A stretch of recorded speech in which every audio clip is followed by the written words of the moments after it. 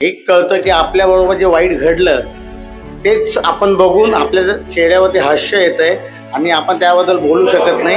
ते हे बोलकं नाटक आहे। सांस्कृतिकरित्या लोककलावंताबद्दल अतिशय सुंदर मांडलेले विचार, सगळे कलावंत अतिशय सुंदर। मी म्हणेन जास्तीत जास्त प्रमाणात सर्वांनी हे नाटक पाहावं। एनर्जी होती त्यामध्ये आणि एक संदेश पण होता। ब्युटिफुल, अप्रतिम आणि शब्दच नाहीये। आपण सिनेमा याला जास्त इम्पॉर्टंट देतो, पण सुरुवात इथून झाली आहे। तमाशापासून आपल्या महाराष्ट्र संस्कृतीची सुरुवात झाली आहे, तर या नाटकातून मला हे शिकायला मिळालं। अतिशय अप्रतिम कलावंत आणि जबरदस्त ऍक्ट। फार सुंदर नाटक आहे, अप्रतिम। सगळे कलाकारही फार छान आहेत आणि एन्जॉय पण केलं आणि शेवट अगदी छान गोड, थोडासा दुःखदायक होता पण सुंदर। एक तमाशा एक लावणी, कडाडली कथा ही ढोलकी वाणी, ढोलकी वाणी।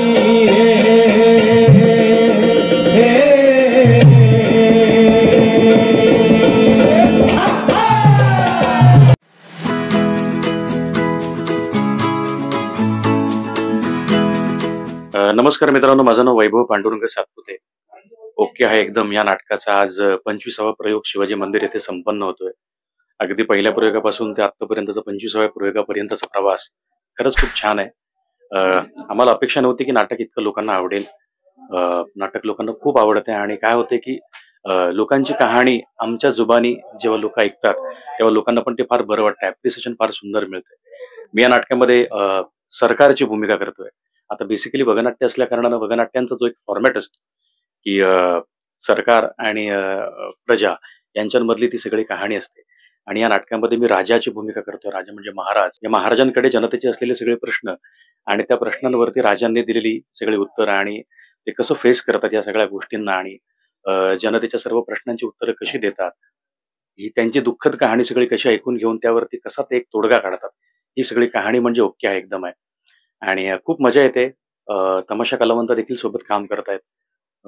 त्यांची बोलण्याची पद्धत, त्यांची लकब ढब, एकंदरीत त्यांचा एक टोटल ऑरा आणि एक व्यावसायिक नाटकांतून काम करतानाची आपली पद्धत, आपलं एक एकांकिकेतलं पथनाट्यातलं शिक्षण आणि प्रायोगिक नाटक व्यावसायिक नाटकातलं शिक्षण आणि त्यासोबत ती गोष्ट घेऊन त्यांच्यासोबत काम करण्याची मजा खूप वेगळी आहे। खूप काही गोष्टी त्यांच्याकडनं देखील शिकायला मिळतात।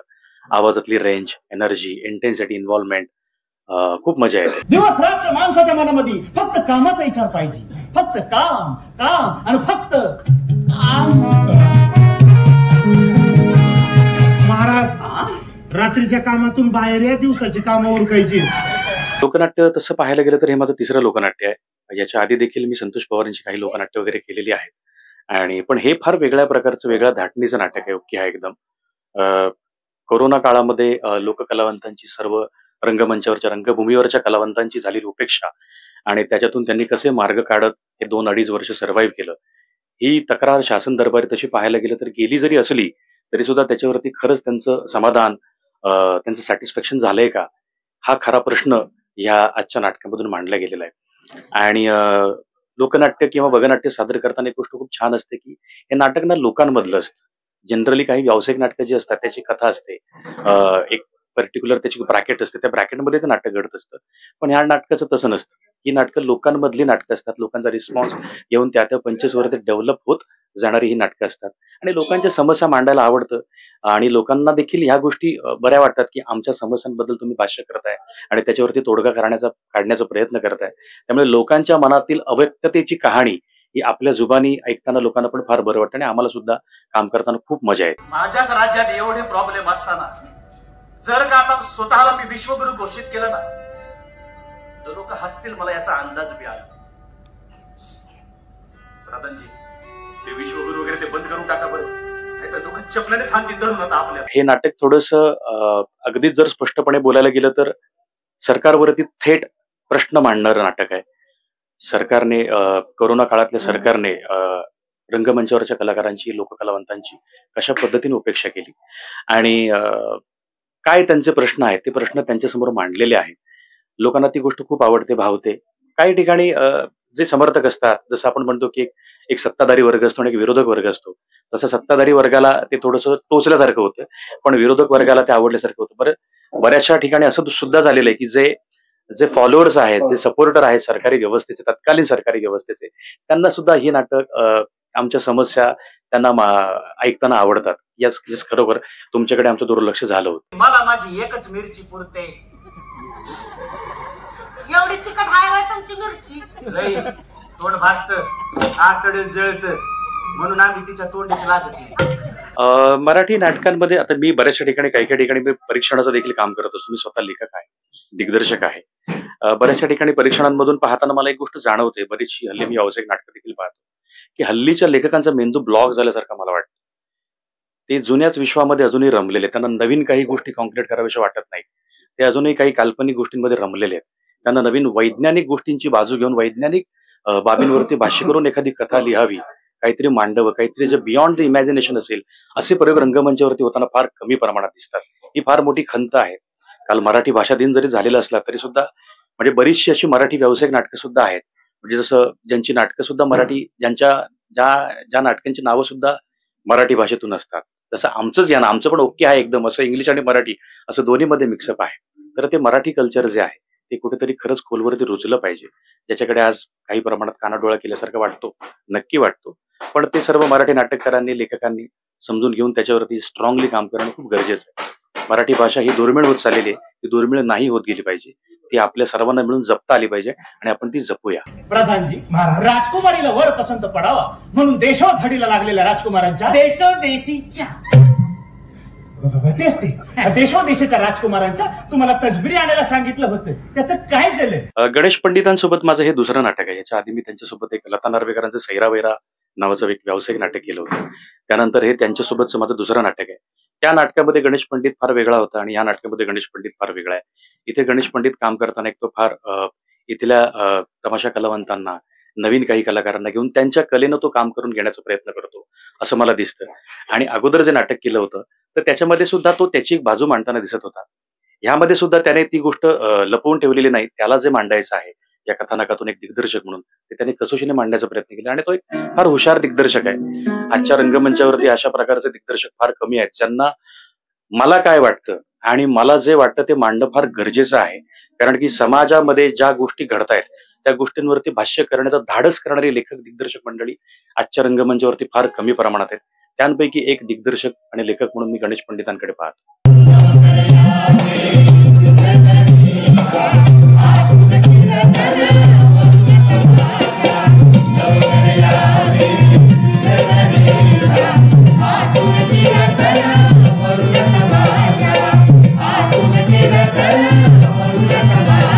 माझं नाव गणेश पंडित. मी ओके हाय एकदम या नाटकाचा सहलेखक आणि दिग्दर्शक. माझ्याबरोबर जे दुसरे लेखक आहेत त्यांचं नाव आहे सुधाकर पोटे. सुधाकर दादा बरीच वर्ष वगनाट्य, लोकनाट्य वगैरे लिहित आहेत आणि अगदीच लहानपणापासून ते तमाशात काम करतात. तर मुळात हे नाटक माझ्यासाठी म्हणजे आता आज 25वा प्रयोग पार पडलाय आणि खूपच चांगला रिस्पॉन्स होता. आमच्यासाठी सगळ्यांसाठी ही स्वप्नवत गोष्ट आहे, कारण या नाटकाचे 25 प्रयोग कसे होतील किंवा होऊ शकतील का इथपासून इथपासून आम्हाला टेन्शन होतं. कारण मुळात हे नाटक एका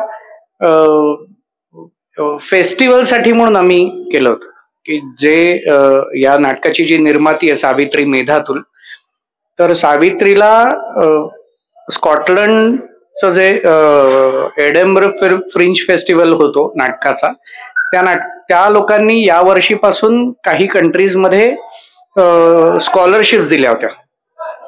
त्यात इंडियामध्ये म्हणजे भारतात 5 लोकांना ती स्कॉलरशिप मिळाली, त्यातली एक सावित्री होती. सो तिने ते प्रपोजल त्यांना असं दिलं होतं की मी काही खरेखुरे तमाशा कलाकार आणि काही इकडचे मॉडर्न थिएटरचे ऍक्टर्स असं एकत्र करून मी काहीतरी प्रयत्न करीन. आणि मग तिने सुधाकर दादांना कॉन्टॅक्ट केला आणि त्यांनी ते नाटक लिहिलं. त्यानंतर माझी आणि सावित्रीची भेट झाली. त्यावेळेला सावित्रीने मला ते नाटक वाचायला दिलं की ह्यात अजून काही एडिट करता येतं का किंवा थोडंसं अजून काही शार्प करता येतं का, या दृष्टीने काही करता येते का बघ. तर मी त्याच्यावर काम करत असताना मला एक वेगळी आयडिया सापडली आणि मग आम्ही ते परत रिराईट केलं अख्खं नाटक. तर या सगळ्या प्रोसेसमध्ये सगळ्यात मोठी गंमत ही होती की अगोदर हे नाटक सावित्री डायरेक्ट करणार होती, पण नंतर ती काम करायला लागल्यानंतर तिला कळायला लागलं की नको नको, दोन दोन मोठ्या जबाबदाऱ्या, दोन म्हणण्यापेक्षा 3 मोठ्या जबाबदाऱ्या, म्हणजे निर्माती, याचं सगळं रिसर्च वर्क प्लस अभिनेत्री, हे करून अजून एक जबाबदारी घेण्यात काही पॉइंट नाही. सो ती म्हणाली की तूच कर डिरेक्ट.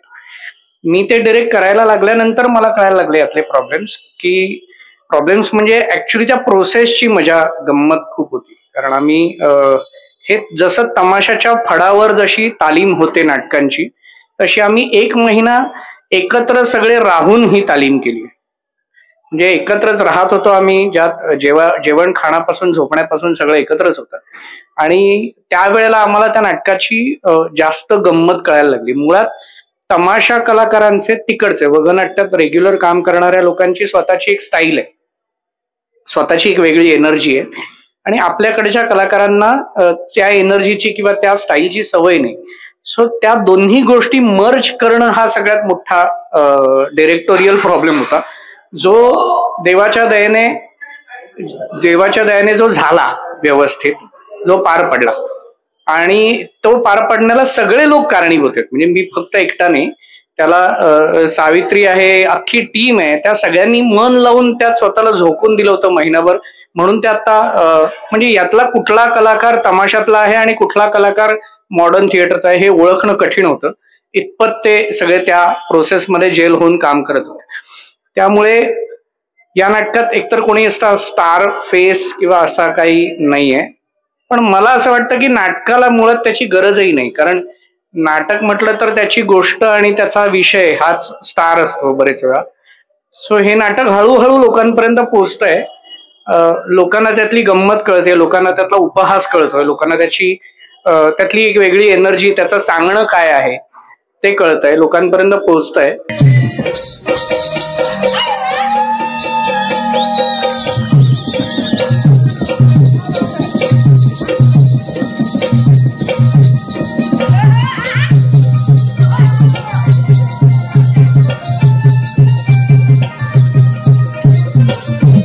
मुळात मी तमाशा स्वतः एकदाच पाहिलाय, तो सुद्धा पूर्ण नाही, कारण तमाशा रात्र रात्र चालतो वगैरे आपल्याकडे जे म्हटलं जातं ते खरंय. अजूनही तमाशा 5-5, 6-6 तासांचा होतो बाहेर. त्यामुळे मी तमाशा पूर्ण पाहिलेला नाही, पण अशा प्रकारची लोकनाट्याचा बाज असलेली नाटकं बरीच पाहिली आहेत, बरीच वाचली आहेत. त्यामुळे मला त्याची आयडिया होती, ओव्हरऑल काय करायचंय हे कळत होतं. ते कसं करायचंय हा प्रॉब्लेम होता माझ्यासाठी. त्यामुळे मी ज्यावेळेला आता हे लेखक म्हणून काम करायला लागलो, त्यावेळेला लेखन या विषयात मी बऱ्यापैकी सिनेमे लिहितोय आणि इतर गोष्टी लिहितोय, त्यामुळे लेखनाची सवय मला बऱ्यापैकी आहे. प्रॉब्लेम हा होता की खूप वर्षांनी मला काहीतरी दिग्दर्शन करायचं होतं, एका नाटकाचं दिग्दर्शन. जवळपास मी 6-7 वर्षांनी वगैरे नाटक डायरेक्ट केलं. सो त्या एवढ्या कालावधीनंतर दिग्दर्शक म्हणून लोकांकडून काम काढून घेणे, आणि त्यातून ती अशी 2 वेगवेगळ्या स्कूल्सची माणसं होती ज्यांच्याकडून ते काम काढून घ्यायचं. सो पहिल्यांदा टेन्शन आलं, पण नंतर त्यांनीच ते खूप सोपं केलं. म्हणजे त्यांनीच स्वतःला झोकून इतकं दिलं, सगळे सरेंडर झाले होते, तू म्हणशील तसं करूया. सो असं होत नाही शक्यतो आपल्याकडे. त्यांना स्वतःच एक काय म्हणतात ना, म्हणजे स्वतःची जाण असते, पण ती इकडे कोणी दाखवलीच नाही. इकडे सगळे पहिल्या दिवसापासून शेवटच्या दिवसापर्यंत आपल्याकडे ते म्हणतात ना की director is the captain of the ship. So सगळ्यांनी ते जहाज माझ्या हातात दिलं होतं. त्यामुळे तसा त्रास नाही झाला, पण टेन्शन शेवटपर्यंत राहिलं, विच इज ट्रू. कारण आपण जे म्हणतोय ते खरं लोक कितपत एक्सेप्ट करतील, त्याला दुजोरा देतील का, किंवा त्याला रिस्पॉन्ड कसं करतील मला माहिती नव्हतं. पण आता प्रयोग एवढे झाल्यानंतर कळतंय की आम्ही जे म्हणतोय ते बरोबर आहे, लोकांना ते पटतंय आणि लोक ते एक्सेप्टही करतायत. लोक स्वतःच्याही चुका मान्य करतात येऊन बॅकस्टेजला, की आम्ही इकडे चुकलो, आम्हाला असं वाटलं. लोक इमोशनल होतात, लिटरली मिठ्या मारून रडतात, जे आत्ताही झालं. सो या गोष्टी या प्रयोगातून घडतायत. आणि मला असं वाटतं की हे समाज जागृती वगैरे आपण खूप मोठ्या गोष्टी असतात त्या नको बोलायला, पण एवढं मात्र नक्की की नाटकाचं जे म्हणणं आहे ते लोकांपर्यंत पोहोचवण्यात आम्हाला यश येत आहे. जे लोक बघतायत त्यांना ते पटतंय आणि त्यांना ते आवडतंय. सो तेच लोक जाऊन इतर लोकांना सांगतायत, किंवा अशी माउथ पब्लिसिटी ज्याला आपण म्हणतो ती होतीये. सो मला असं वाटतं की याचे अजून प्रयोग चांगले होतील आणि अजूनही प्रेक्षक येतील. हाल तर सगळ्यांचे झाले सगळ्यांचे, पण कलावंतांची गोष्ट फार वेगळी झाली. कारण की सगळ्यात पहिलं शटर यांचं बंद झालं आणि आता कोरोना संपल्याच्या नंतर सगळ्यात शेवट शटर यांचंच उघडणार. एकंदरीत मराठी रंगभूमी हा खूप मोठा विषय, म्हणजे गेली 150 वर्ष चालूच आहे. आपण अजूनही थांबलेले नाही आहोत, अजूनही नवीन नवीन प्रयोग होत आहेत, कित्येक जुने प्रयोग नव्याने होत आहेत. सो मराठी रंगभूमी हा कधीही न थांबणारा किंवा न अडखळणारा असा झरा आहे, तो चालतच राहणार. त्याचा प्रॉब्लेम मला वाटत नाही. कितीही इतर एंटरटेनमेंटची साधनं आली तरी मराठी रंगभूमीवर म्हणजे त्याचा पडदा पडत नाही एवढं नक्की.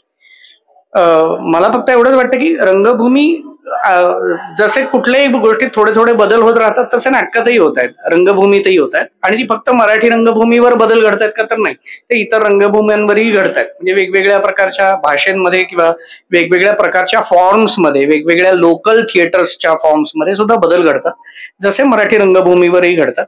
आणि आत्ताची रंगभूमी ही जास्त मी म्हणेन की विचार करायला लावणारी रंगभूमी आहे. आपण त्या दिशेनेच वाटचाल करतोय, ही सध्याची सगळ्यात चांगली गोष्ट आहे. सध्याची नाटकं आणि एकूणच त्याचा फॉर्म किंवा बाकीच्या गोष्टी ह्या प्रेक्षकांना नुसतंच मनोरंजन देत नाही तर विचार करायला एक खाद्य पुरवतात, जी मुळात रंगभूमीची जास्त महत्वाची जबाबदारी आहे. सो रंगभूमी ती जबाबदारी व्यवस्थित पार पाडते. माझं नाव आहे चंद्रा, आम्ही लोककला म्हणतो, गावोगावी जाऊन लोकांचं मनोरंजन करतो. पण बाई, मनोरंजन करण्यात तुम्ही सरकारला टक्कर नाही देऊ शकत. ते जास्त मनोरंजन करतात जनतेचं. नमस्कार, माझं नाव सावित्री मेधातुल आणि मी ओके हा एकदम या नाटकाची निर्माती आणि एक कलावंत आहे. या नाटकात मी कामही करते. खूप मजा येते आम्हाला हे नाटक करायला. खूप वेगळ्या प्रकारचं हे नाटक आहे. तमाशा कलावंत आणि मुंबईतले ऍक्टर्स यांनी मिळून एक एक्सपेरिमेंट केलंय या नाटकात आणि बऱ्यापैकी चांगलं ते जमलंय असं मी म्हणू शकते. आणि आम्हाला प्रत्येक प्रयोगात खूप धमाल येते. आजचाही प्रयोग खूप छान रंगला. आजचा आमचा 25वा प्रयोग होता आणि तो खूप छान रंगला. आम्हाला ऑडियन्सचा पण खूप छान प्रतिसाद मिळाला. हे नाटक बरीच दिवस चाललंय. ऍक्च्युली मी या नाटकावर गेली 2.5 वर्ष काम करते.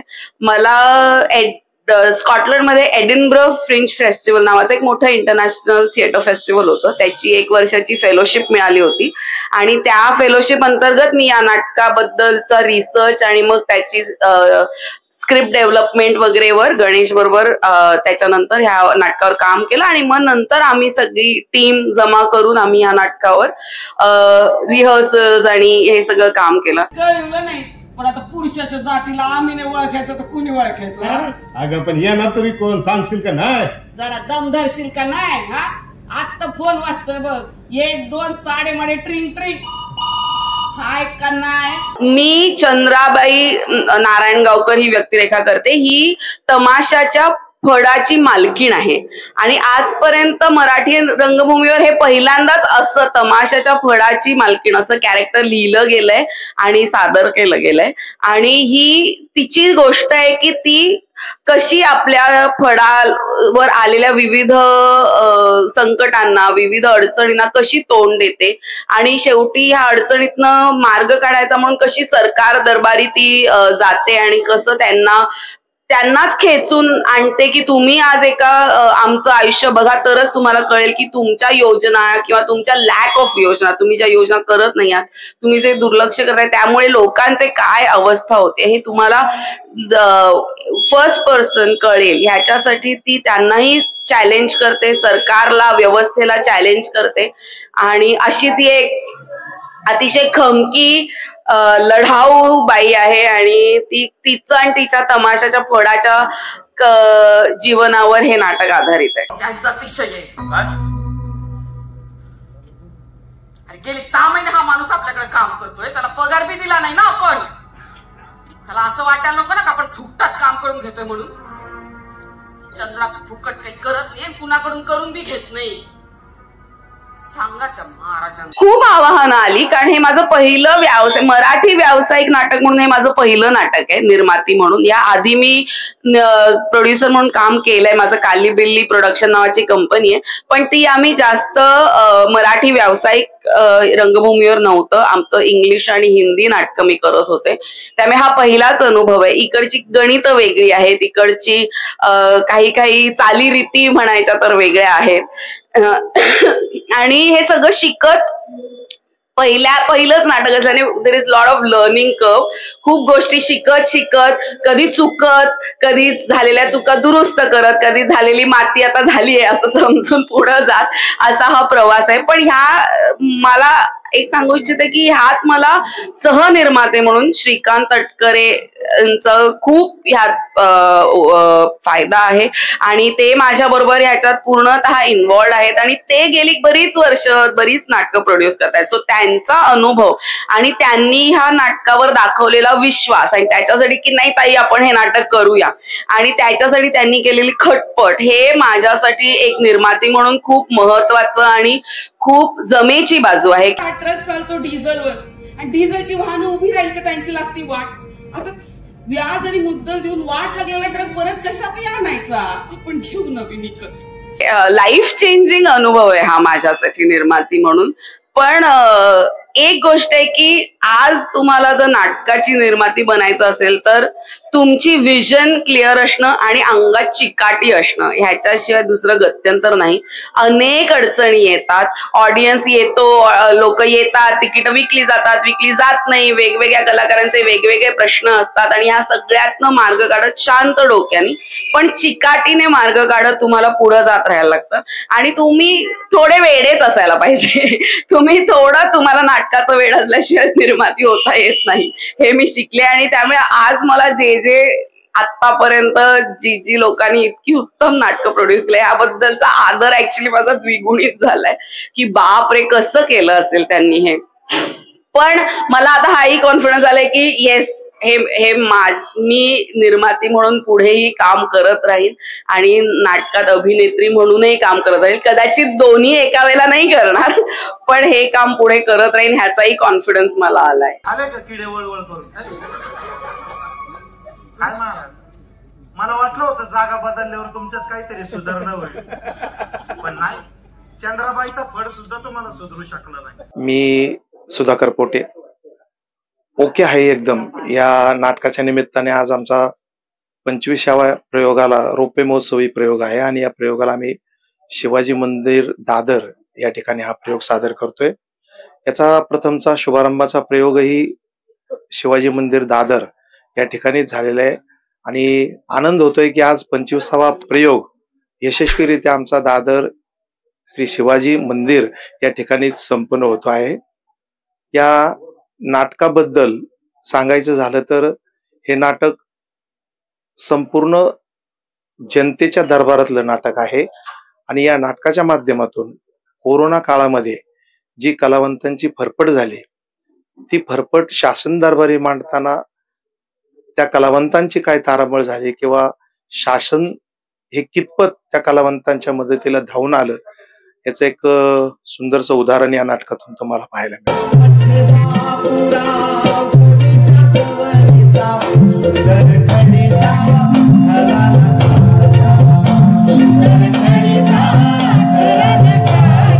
माझ्या या नाटकामध्ये 2 व्यक्तिरेखा आहेत. याच्यामध्ये मी राजदरबारामध्ये प्रधानजी साकारतो आहे आणि नंतर एका हवालदाराच्या भूमिकेमध्ये मी आहे, म्हणजे 2 भूमिका या नाटकामधून साकारतो आहे. प्रवास खूप खडतर होता परंतु तो हसत खेळत आम्ही सर्व कलावंतांनी पार पाडला.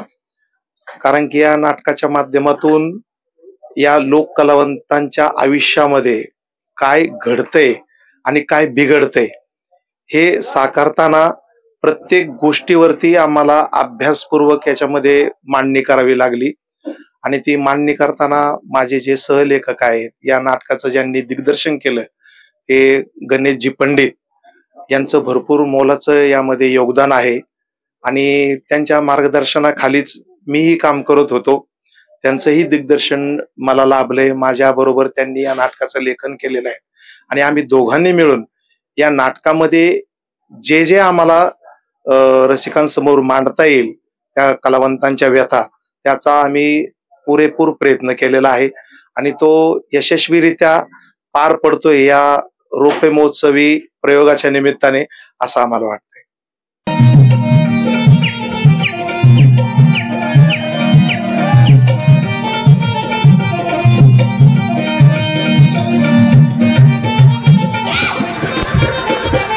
अडथळे तसे काही जास्त आले नाही, कारण की या नाटकाच्या निर्मात्या सावित्रीताई मेधातुल यांनी तमाशा कलेवरती संगीत बारेवरती संशोधन केलेलं आहे.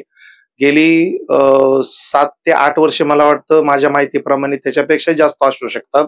याच्यापेक्षा दीर्घ अनुभव त्यांना याचा आहे आणि त्या लोकनाट्याचा अभ्यास, तमाशाचा अभ्यास, संगीत बारेचा अभ्यास करता करता आमची निवड त्याच्यातून झाली आणि आम्ही मूळचे तमाशा कलावंत असल्यामुळे याच्यामध्ये काही बाकीची कुठली अडचण आली नाही, कारण की त्या लोकनाट्यामधूनच हे नाटक साकार होत आहे आणि त्याच्यामध्ये खरोखर सावित्रीताईंना मी धन्यवाद देतो की त्या प्लॅटफॉर्मवरून या प्लॅटफॉर्म पर्यंत, नाटकाच्या प्रवासापर्यंत आम्हाला त्या घेऊन आल्या. आमच्या अंगातला जो काही कलेचा प्रकार आहे तो त्यांनी ओळखला आणि या नाटकाच्या माध्यमातून तो रसिकांसमोर मांडण्याचा प्रयत्न केला आणि तो यशस्वीही झाला. त्या बापाने असं जीव घातलं.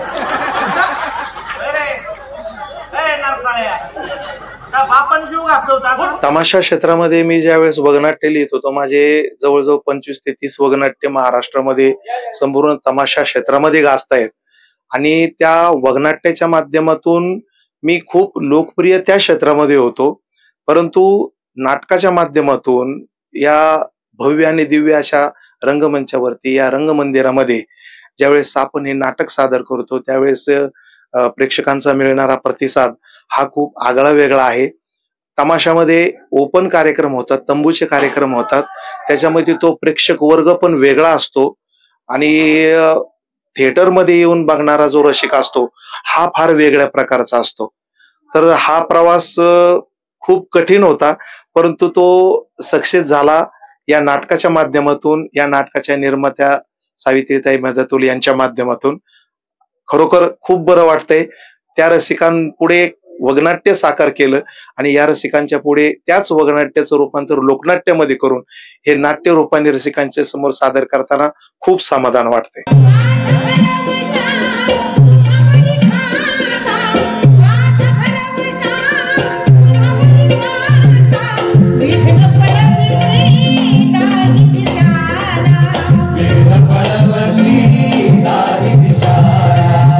नमस्कार, मी सीमा पोटे नारायणगावकर.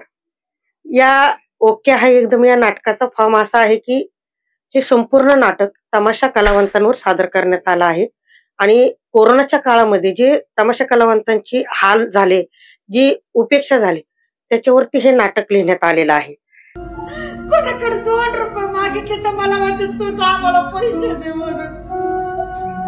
काय करू रे बसा, काय करू, बोललं बसा, आता का बोलत नाही, बोललं बसा, बोल बसा. माझी व्यक्तिरेखा अशी आहे की मी जी तमाशाची फड मालकीण आहे चंद्रा नारायणगावकर, तिची जी सहकारी आहे, जी तिच्या पाठीमागे प्रत्येक संकटात उभी राहते, शीतल, ते कॅरेक्टर मी करते. पूर्वी तमाशामध्ये तंबूच्या तमाशामध्ये 30 वर्ष काम केले. माझे मिस्टर, माझे आई वडील, आम्ही सर्वजण तमाशात होतो आणि त्याच्यानंतर आमच्या ज्या निर्मात्या आहेत सावित्री मेधातुल, यांना एक संकल्पना अशी सुचली की तमाशा कलावंतांवरती त्यांना एक नाटक करायचं होतं आणि त्या नाटकाची संकल्पना त्यांच्या डोक्यात आली आणि त्यांनी मिस्टरांना फोन केला की असं असं नाटक मला लिहून पाहिजे, माझे मिस्टर वगनाट्य लिहितात. त्यांनी ते वगनाट्य त्यांना साथ दाखवलं आणि त्याच्यातून मग गणेश पंडित आणि सावित्रीताई यांनी मिळून याच्यामध्ये संपूर्ण काम केलं आणि त्या याच्यातूनच आमचा या नाट्य क्षेत्रात प्रवेश झाला.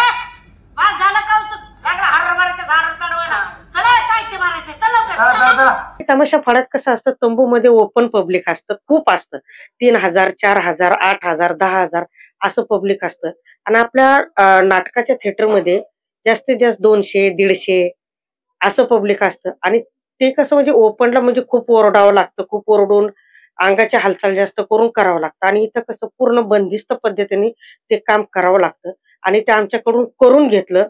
आमचे दिग्दर्शक जे आहेत गणेश पंडित यांनी ते खूप मेहनतीने आमच्याकडून करून घेतलं. मोत्याचं नव्हतं झालं, गोत्यात राज्य आलं. राजाची फाटून हातात आली तर इकडे चंद्रावर कोसळाय आभाळ आलं. पण तरी चंद्रा खंबीरून उभी राहिली. मंत्रीपुरातून 100हून जास्त लोकांना त्यांच्या घराला धाडत असताना सरकारचा आदेश आला आणि सगळं बंद झालं. मी ह्या नाटकामध्ये मुसाबाई हे पात्र साकारतोय. नाटक म्हणजे कोरोना काळामध्ये जे कलावंत होते, मग ते तमाशातले असू दे किंवा नाटकातले कलावंत असू दे, यांच्याकडे पूर्णपणे सरकारचं दुर्लक्ष झालेलं आहे. अतिशय हालाकीच्या परिस्थितीमध्ये ते जगत होते. त्यांची एक वेळच्या खाण्याची देखील परवड होती आणि अशा परिस्थितीमध्ये एक फड चालवते चंद्राबाई, ती आपल्या कलाकारासहित हे तमाशा कसं जगता येईल किंवा हे तमाशाचा फड कसं जगवता येईल याच्यासाठी ती तिची फडफड या नाटकामध्ये आपल्याला दिसते. आणि दुसऱ्या बाजूला जे सरकार आहे त्यांनी जी भूमिका घ्यायला पाहिजे होती ती भूमिका ते घेताना या नाटकामध्ये आपण दाखवतो की ती भूमिका ते घेत नाहीये. आणि एकंदरीतच लोकांचे जे हाल झाले कोरोना काळामध्ये ते दाखवण्याचा प्रयत्न या नाटकाच्या माध्यमातून आम्ही केलेला आहे.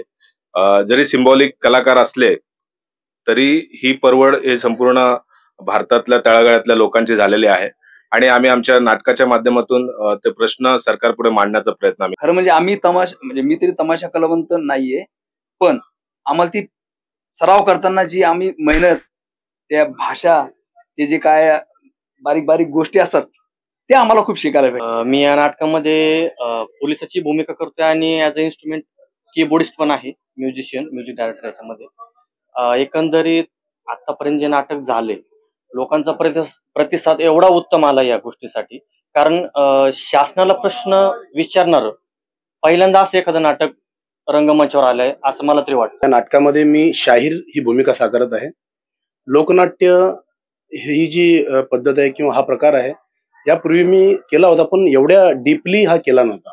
कारण लोकनाट्य, वगनाट्य याच्यामधले त्या भाषा, ग्रामीण, तर गणेश पंडित दिग्दर्शक त्यांनी खूप बारीक सारीक गोष्टी, जसं विलासदादांनी सांगितलं, तर खूप छोट्या छोट्या गोष्टी, लँग्वेज कशा प्रकारे आणि राहणीमान, तर एकंदरीत जे रिहर्सलमध्ये वगैरे आम्ही सगळ्यांनी खूप धमाल केली. आणि लोकनाट्यामध्ये जे कसं जगणं असतं, तमाशामध्ये जे फडामध्ये कशा प्रकारे ते वावरतात, तर त्या रिहर्सलमध्ये आम्हाला कळालं.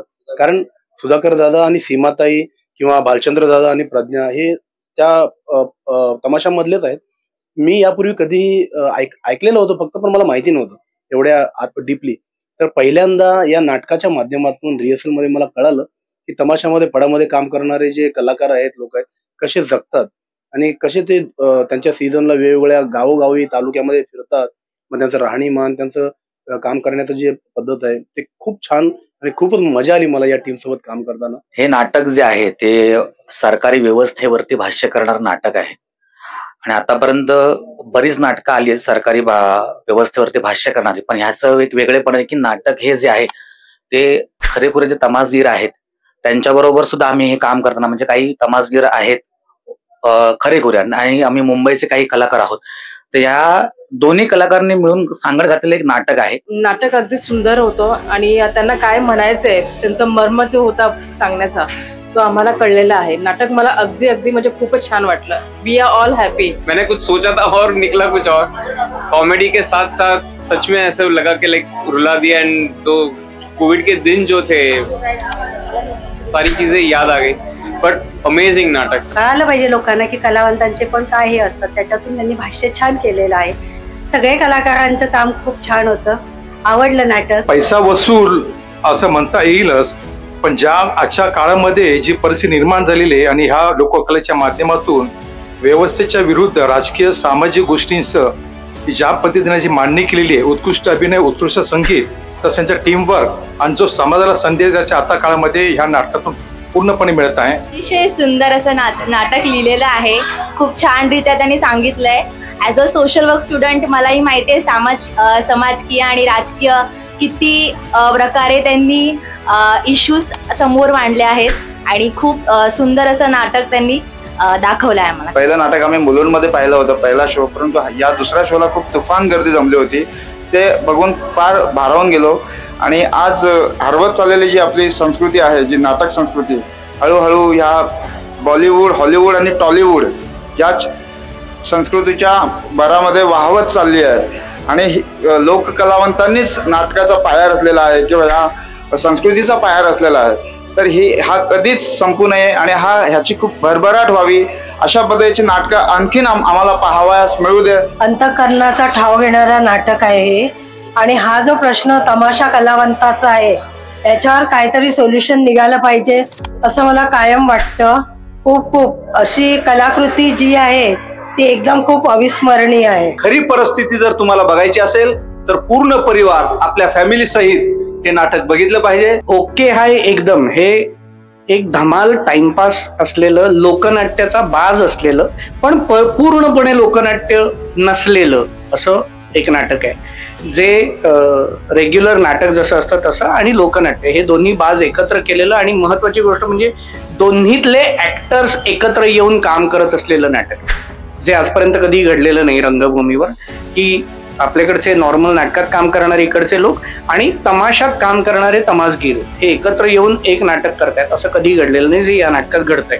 दुसरी गोष्ट, या नाटकातली गाणी लाईव्ह आहेत, या नाटकाचं म्युझिक लाईव्ह आहे, जे खूप कमी ठिकाणी बघायला मिळतं. आपल्याकडे अदरवाईज रेकॉर्डेड ट्रॅक्स असतात आणि लोक त्यावर गातात किंवा मग गाणं सुद्धा रेकॉर्डेड असतं. पण ह्या नाटकात तसं नाहीये. या नाटकातला डान्स, या नाटकात गाणी, या नाटकातला बाकी धुडगूस हा सगळा लाईव्ह आहे. आणि हे सगळं करत असताना तुम्हाला विषयातून कुठेही बाहेर नेत नाही नाटक. शेवटपर्यंत त्याच विषयात ठेवतं, त्याच माहोलमध्ये ठेवतं. आणि शेवटी तुम्हाला तो एक प्रश्न विचारतो.